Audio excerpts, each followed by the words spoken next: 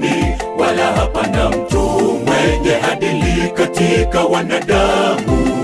Wote huotea ili kumwaga damu, kila mtu muwinda ndugu yake katika wavu. Hakuna mtu amchaye Mungu, wote wametoweka duniani, wala hapana mtu mwenye adili katika wanadamu.